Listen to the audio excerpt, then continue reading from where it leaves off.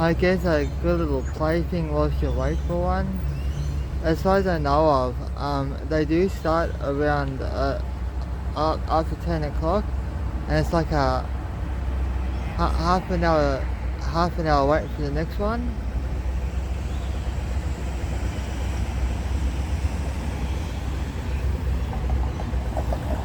So yeah.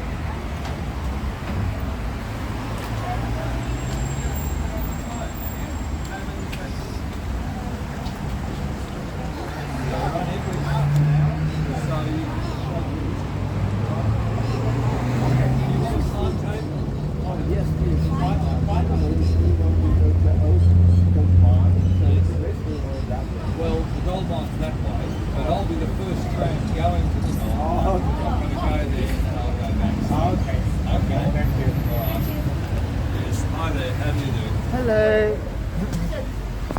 Now it's $15 or $12.50 concession. It's valid all day. Yeah. You can use the trams all day. They run every half an hour.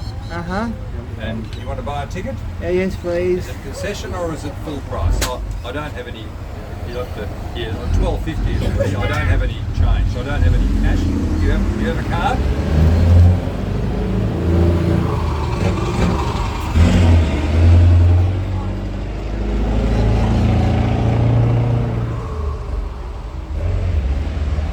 You've definitely updated yourself.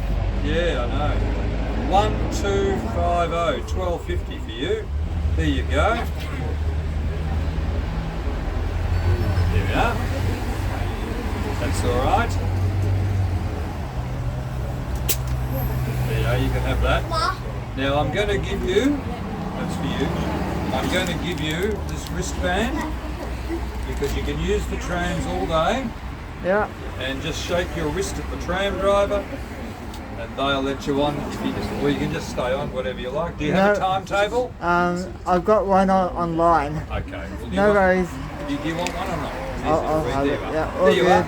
Jolly good. Thank you. Okay, thank you. Yeah. Stop this time. So you're doing all the tourists? On our left is Rosalind Park, named after Rosalind from Shakespeare's As You Like It. The park was opened in 1870. The Soldiers' Memorial Hall on your left is built over what was once the main shaft of the Hustlers Royal Reserve mine, which for decades thundered away right here in the city. It mined the Great Hustlers Reef, one of the richest reefs ever discovered in Australia. Notice the life-size statue of Sir George Lancel holding a lump of quartz in his hand. George Lancel was known as Australia's quartz king, and although he came from humble beginnings, his passion for quartz mining made him Bendigo's richest and most respected citizen during the gold rush years.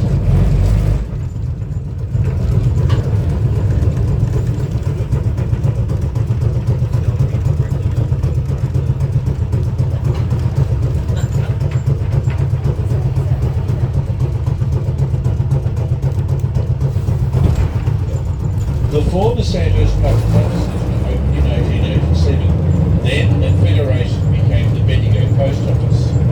Today it is home to the City Visitor Centre and the Post Office Gallery. Both the Post Office and the Bendigo Law building we are now passing were designed by Major George Watson. To your left is the historic Conservatory Gardens. It's hard to imagine that in the 1960s the glass conservatory was marked for demolition, all in the name of progress. Ahead you will see the Gold Monument. This monument was erected in 1901 and depicts Fortuna, the mythical goddess of good luck, dropping a gold nugget into the pan of a giver. Bendigo is still to this day one of the richest gold fields in the world and yielded over 700,000 kilograms of gold, worth approximately $38 million at today's prices. The gold rush attracted people around the globe, including thousands of Chinese who came to Bendigo in search of prosperity. Bendigo's Chinese precinct is called Daigo's Town and translates to Big Gold Mountain, as Bendigo was known to the first Chinese who settled in the region.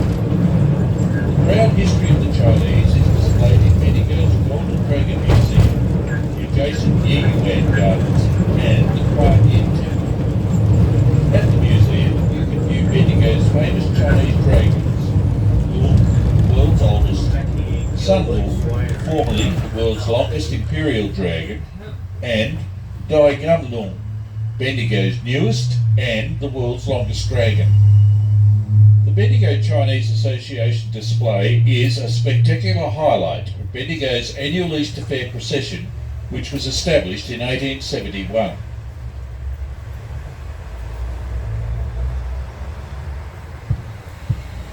It's on the main road to Adelaide, isn't it? It's the last town.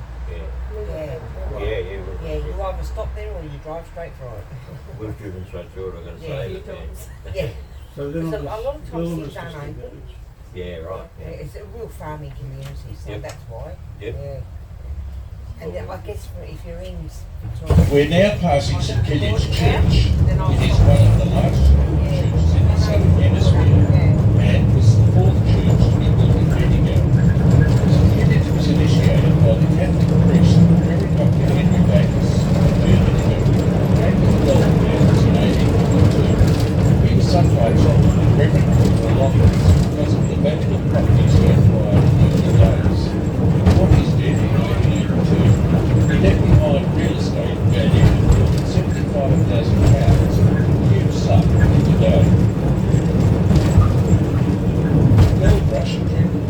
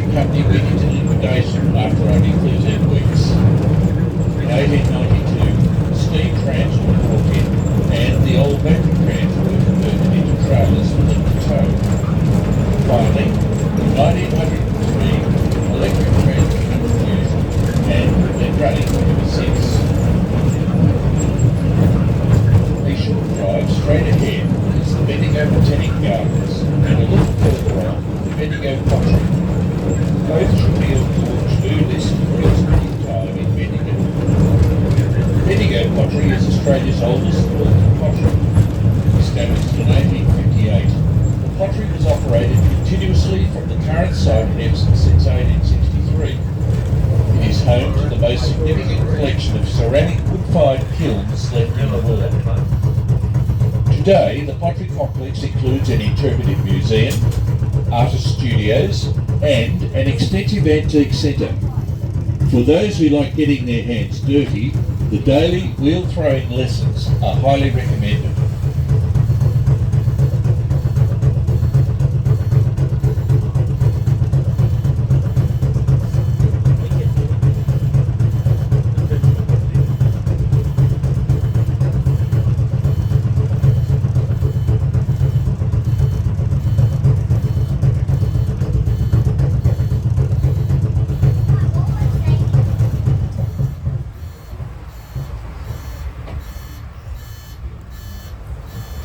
We're about to turn into Nolan Street.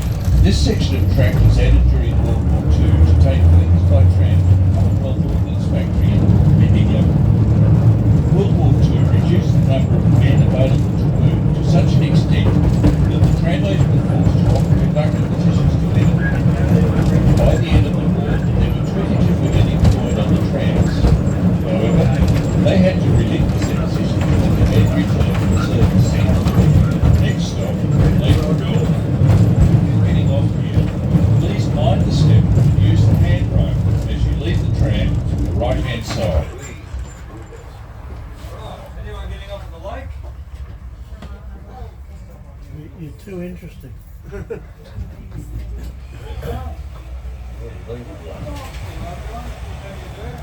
That's the door. That's the door. You've got the ticket on your We in a bit.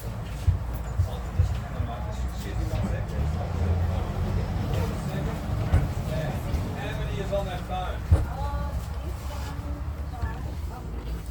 Has there been much to see that side? Or has it all been this side so far?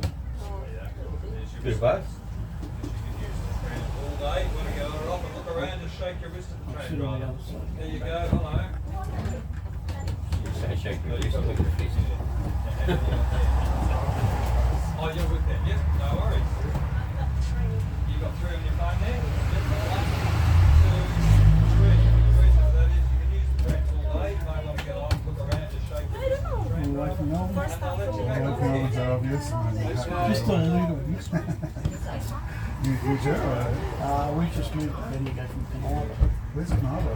Halfway between there and Adelaide. How are you finding it? Fish.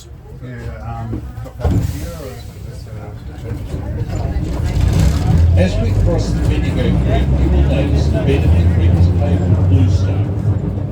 Over 100 years ago, the city councillors were forced to pave the creek in order to prevent slime and mud choking it and inundating the city. As a result, thousands of miners using their puddling machines further up the valley. We're now entering Bridge Street. In the 1950s, tram travel was a very affordable option for Bendigo families. A one-way fare to anywhere in town was equivalent to 5 cents.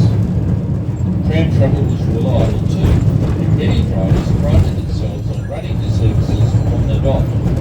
People who lived along the tram route would often set their clocks by the time the tram route passed into the As they travelled along Bendigo streets, the trammies used to ring the gong at regular intervals to let people know the tram was coming.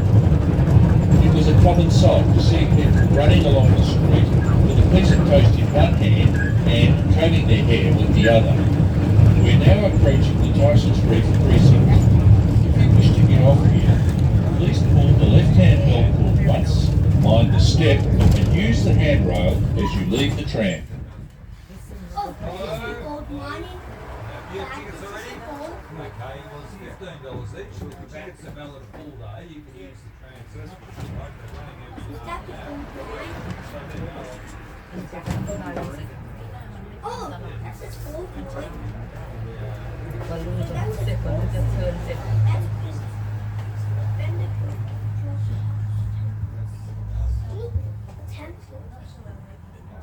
Better late than never. Pretty good way to start to get to Bendigo from here. Have you done more than some of the locals have done there? Yeah, you make the most of where you live to see as much as you can. This isn't your first time here? Look, I don't know if it has. I think I came here when I was a kid. Oh, same with the lady. Yeah, I'm not 100% sure. I can't really remember. I get confused between Ballarat and Bendigo. I've not been to Ballarat for sure. But it's really nice. Yeah, it's sort of, Tyson Street is one of 17 broad streets in the city in roughly a south-northerly direction, covering an area of 16 kilometres long in excess of 5,000 shafts sunk in the overlying history of Bendigo, which represents the largest concentration of deep shafts anywhere. We're now heading into Caledonia Street, which leads to the former Commonwealth Ordnance Factory, or Tullis as it is known today. It was built during the Second World War and is a model leader in defence, aerospace, ground transportation solutions. Tramways used to provide special services to regulators from all parts of Bendigo to the factory. During the war, the work was top secret, and all sorts of weapons and tools in Europe and the islands were manufactured here. Since then, the factory has continued its role of manufacturing the Bushmaster and armoured patrol and combat support vehicles. These highly reliable vehicles served with distinction in Afghanistan, Iraq and other areas of conflict. Next stop is the Bendigo Joss House Temple. This Chinese place of worship was constructed in the 1870s and is one of the few remaining original buildings of its time in Australia. It is constructed with locally handmade bricks and painted red, symbolising happiness, strength and vitality. The Joss House remains a place of worship and is regularly visited by worshippers who travel far some distance to pay their respect to One Lee, the god of war and prosperity, whom the temple is dedicated. Check with your driver who will conduct you between the Joss House opening hours, and if you are getting off here, please mind the step, use the handrail, and leave the tram on the right-hand side.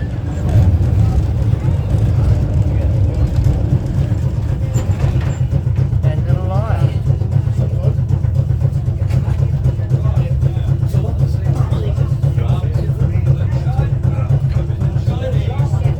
Joss House Temple, spoken of, is the building surrounded by the picket fence up there on the other side of the railway line, and that temple dates back to the late 1860s, and it was built over there because this is the part of Bendigo in which the Chinese settled when they came here to look for gold.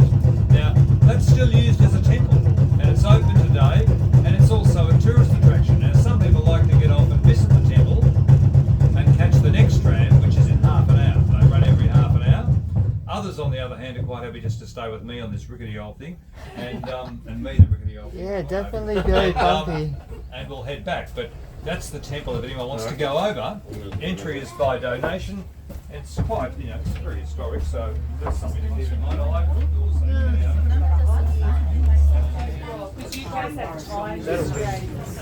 what time is the 12. Okay. Thank you.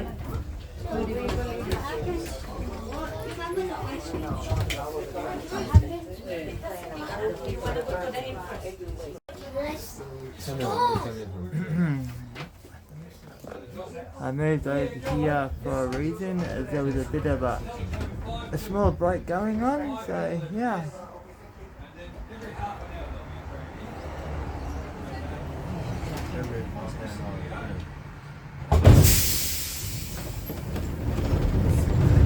To any passengers who have just joined us, welcome aboard. On your left, you will see Pepper Green Farm, a community-run market garden. These gardens have been here since the 1850s and were started by the Chinese, who made up a quarter of the town's population in 1856. At the time, the Chinese saw an opportunity to supply fresh vegetables to the hungry diggers. For many years, the corn wagons laden with fresh produce were a familiar sight around Bendigo. Chinese also recognised other business opportunities.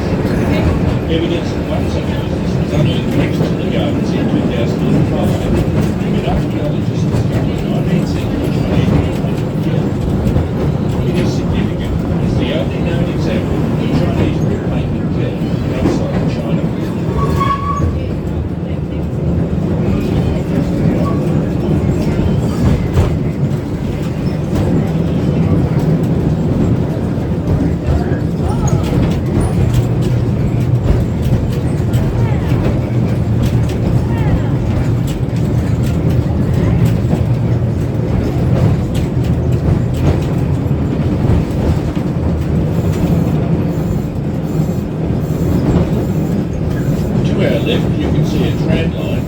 off, there was a second tram depot built inside the old Bendigo gasworks. This depot dates back to the 1980s and houses a tramway spare vehicles. Bendigo's gasworks are the last to remain complete in Victoria. Established in 1860, gas was produced by roasting coal inside large horizontal imports or ovens.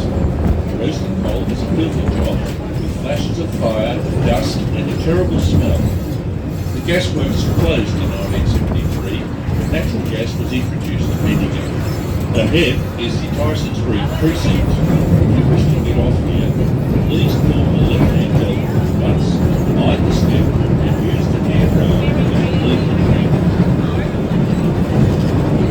Tyson Street was named after James Humphrey Tyson, a digger who set up a slaughter yard near here in 1852 to sell beef to the miners. When Tyson sold up 3 years later, he was a millionaire.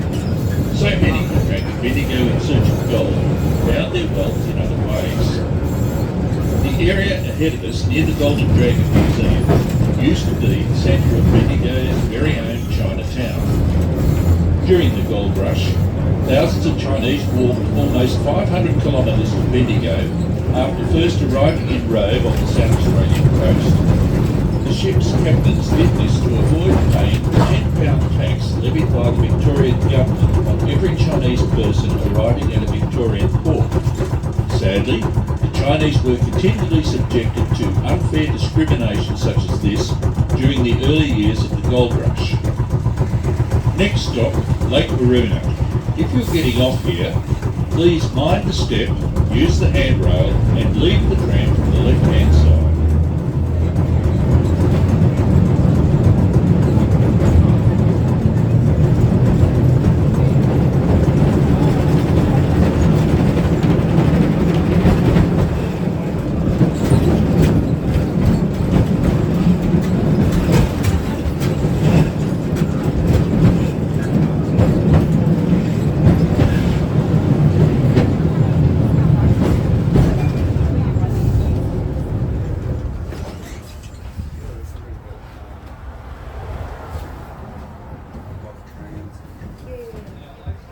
Oh yeah, the lake game.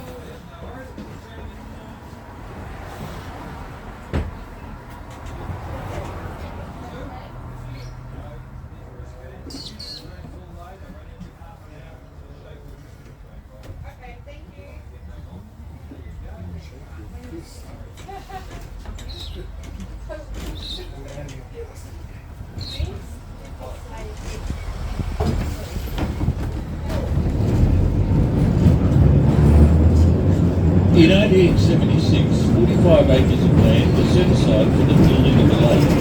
At the time, Lake Waruna cost £10,000 to construct and was opened to the public in 1878.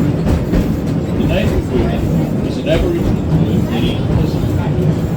A reminder that for thousands of years, Bendigo was home to the Jar Jar people.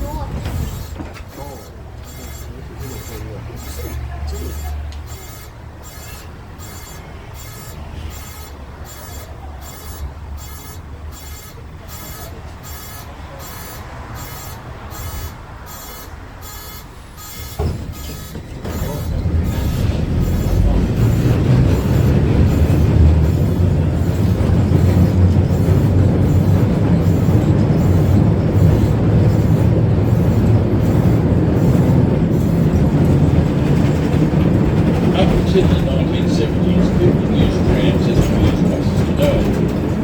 The long-serving drivers and conductors knew their passengers by name. Often, they could see them grow up, travelling by tram to school, then eventually and through their working days and marriage. One regular young fellow was talking the word legal. Particularly used to ride his bike back to Bendigo while hanging onto the back of the tram.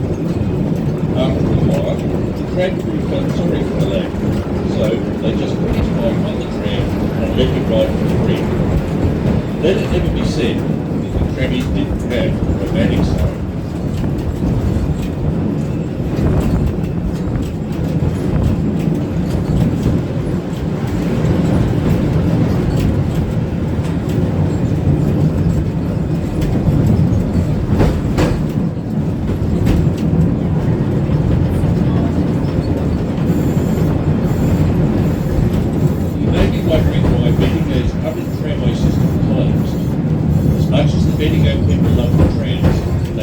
cars more. With fewer people relying on the trams, the State Electricity Commission quickly put the people system running. On the 16th of April 1972, 20,000 people lined Bendigo streets, and as the last two trams led a procession down Belmont to the depot, most people didn't know whether it was right or cheer. Just a few weeks after the tramway closed, 5,000 citizens elected the opposition, together with 600 members, including the state government to allow Bendigo trams, the most of them were involved in restricting the Bendigo tramway to be conserved as a tourist tramway. As a result, Bendigo's walking tram service began in December 1972 and has been running ever since. On our left is Bendigo State, formerly Bendigo School of Mines, established in 1873. Between 1887 and 1890, it became home to the Sandhurst Fine Art Gallery. The gallery was forced to move after the scandalous exhibition of nude painting caused outrage among all conservative members of the public. The Spanish Maiden by Jose Viterra de la Vega is still housed in the Bendigo Art Gallery in New Street. By today's standards, it's hard to imagine what all the fuss was about. The Star Bar on the corner is the oldest surviving building along the Pall, and next to it is the site where Sidney Meyer opened his first store in 1900. Meyer had only arrived in Australia a year earlier as a penniless Russian migrant, but his talent for retail quickly earned him a loyal customer base. Coming up on our left is Wall Street, round at its eastern end by the Bendigo Town Hall, a grand design by local architect Wilhelm Barland and a fine example of boom-type architecture in Bendigo. In the 1970s, it came close to demolition, but was fully restored in 2003.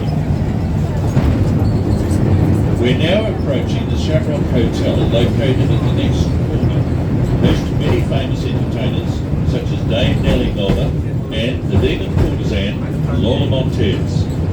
Lola Montez was an international star of stage, song and dance, and the miners threw golden nuggets at her feet whenever she performed. Other famous guests of the Shamrock were Prince Charles and Diana, Princess of Wales. Coming up on our left,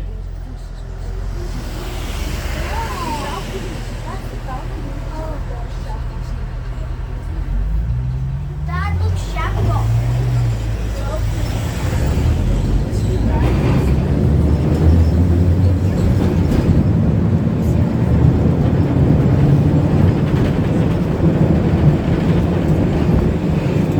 is the heritage listed Lehigh building, built in 1872 and designed by renowned architect Charles Webb. It was originally home to the Bendigo Mining Exchange. In the late 19th century, at the height of the gold boom, traders on the ground floor would often overflow onto the street. Next stop, Charing Cross. If you're getting off here, please mind the step, use the handrail and leave the tram from the right-hand side.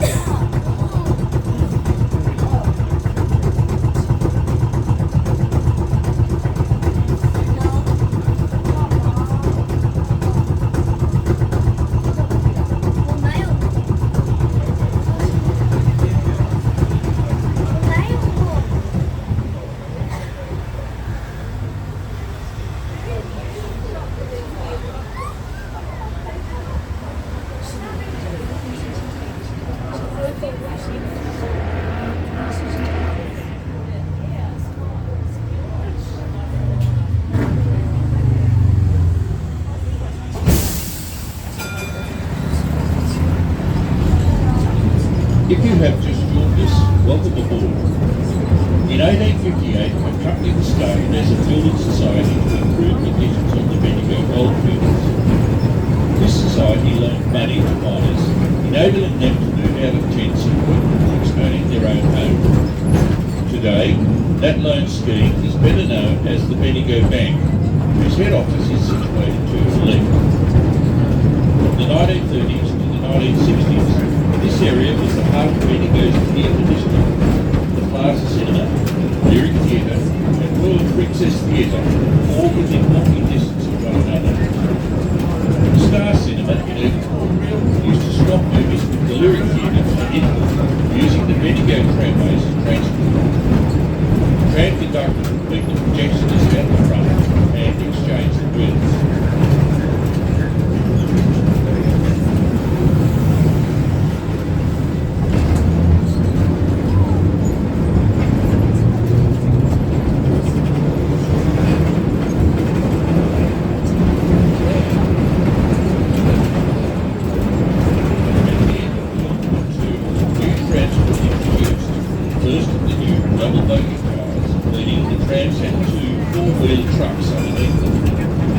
Even though they were second-hand cars from Melbourne, the trammies thought they were a gift from heaven.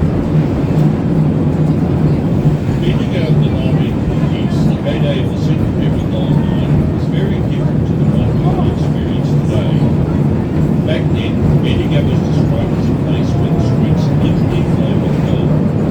They were all dirt, and after a good rain, just about any gutter, you could found gold.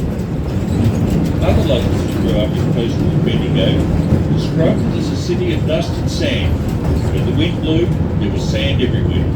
You couldn't keep it out of the house. You ate sand, you drank sand, and you slept with sand in your bed.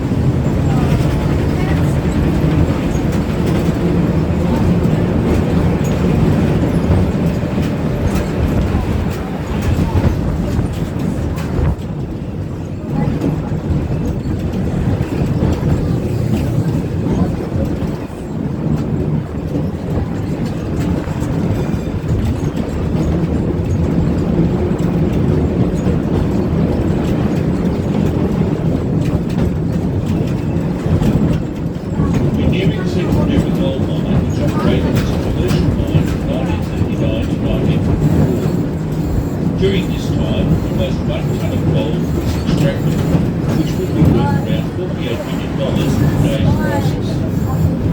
Central Devon Gold Mine now operates as an award-winning tourist attraction and is a living reminder of the important role that mining played in making Bendigo the vibrant and diverse city it is today.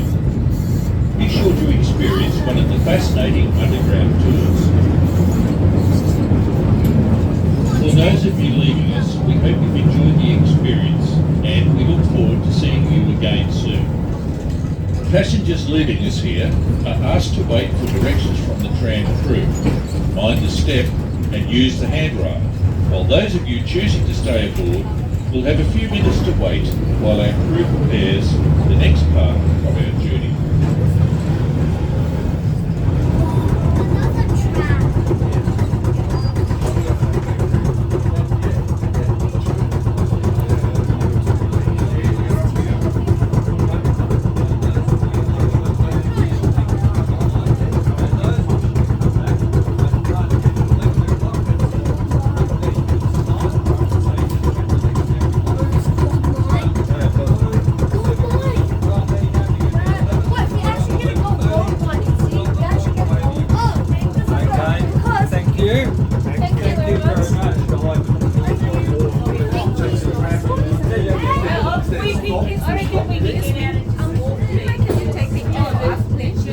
What's that? Can you take picture for us, please? Okay. No worries.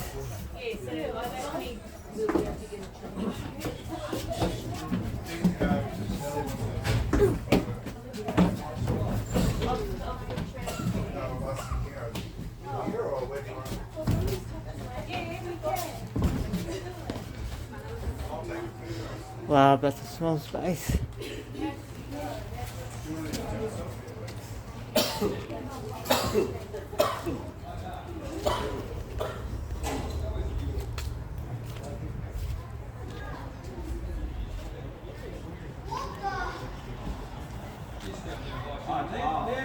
You got to leave till 11 o'clock, so and you can use the tram all day. Just go and see them. Okay. Good.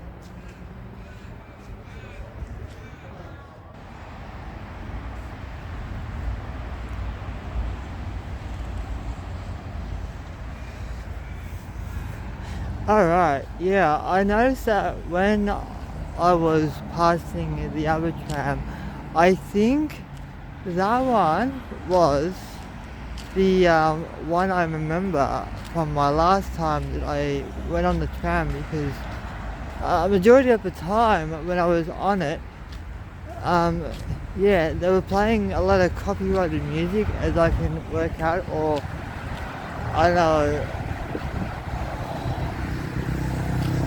But luckily that tram that I was on was more of the talking aspect, so which is even better. Right.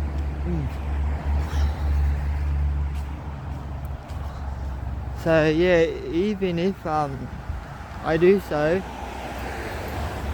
yeah, I catch another tram, it'd be kind of the same thing, I guess.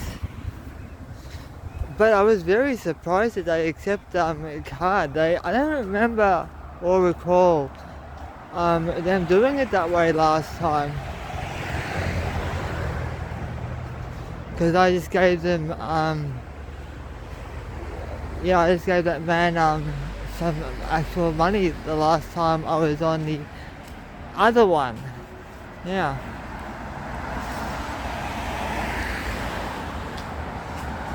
So I'm just kind of, yeah, going down the road right now and, yeah, thinking what to do. But yeah, just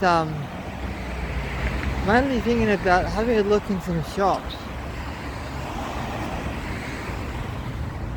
But yeah, it's kind of, I've got to kind of be careful what I buy too, because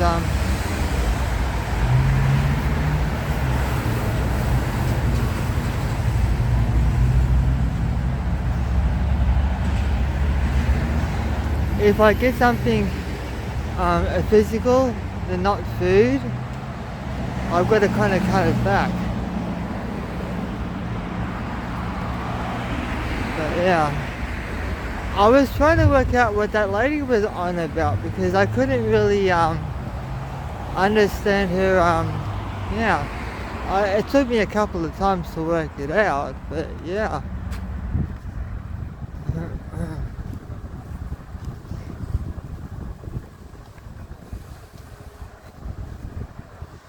Hello. I gotta get away from that gutter.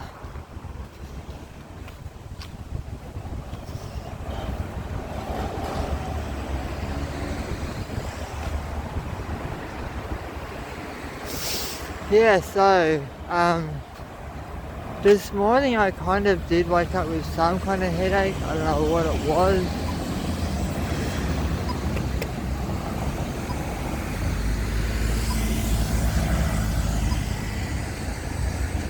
But I didn't really have the best sleep, but I got enough.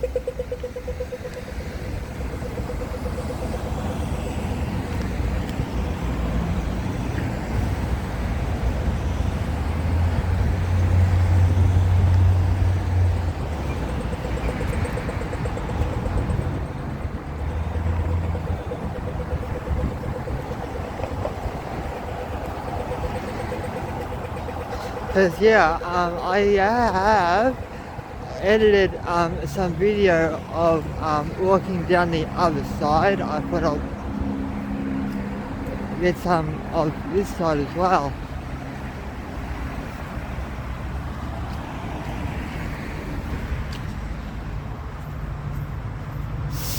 Yeah, so I've also got to remember there's something kind of in the shoe. I think I've got rid of it. Yeah, I've also got to remember tonight when I do go to sleep, I've got to close the bathroom door, because I didn't realise how much light was coming in. But yeah, it wasn't as yeah, it was a really good, but yeah, I really got to remember what to do next time. Domino's, yeah, they're really good. I've had a couple of them when I was down in Melbourne. I do have my umbrella with me and a thing of drink, but I just don't have my backpack with me at the moment. It's back at the motel. Because yeah, I really don't want to take out too much stuff. I'm noticing, I think they do their rooms every day, which is interesting. I literally got no room service, not that I wanted any, but it seems to be that they do it every day.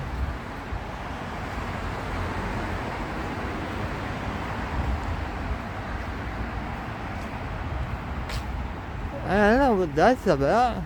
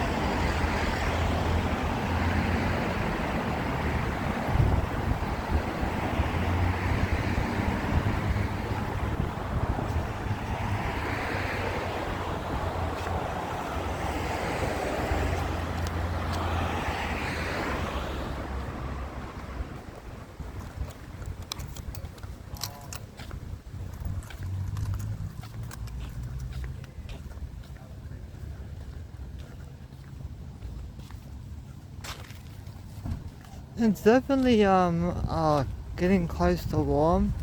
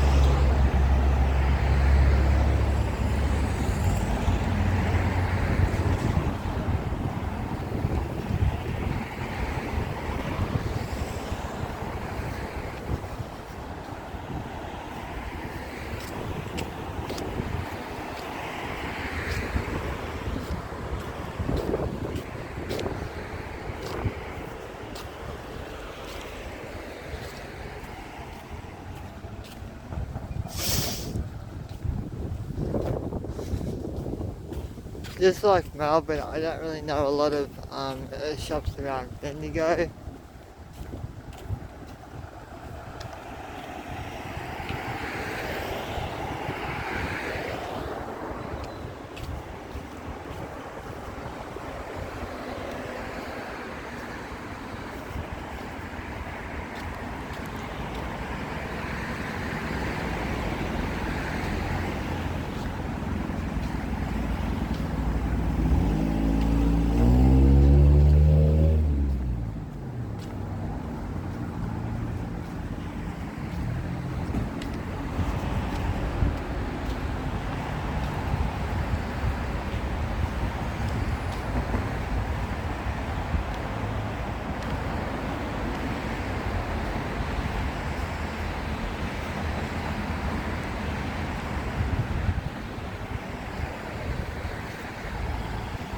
I think there used to be a shop called Focus on Furniture, as what I remember.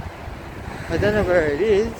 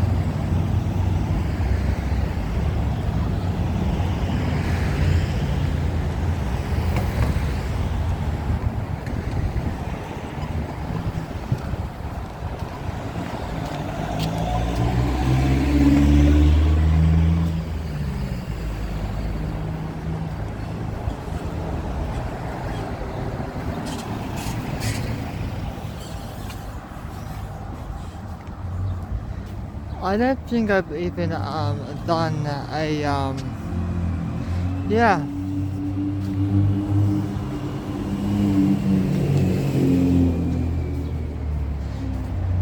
I don't think I've actually done a bus service on here.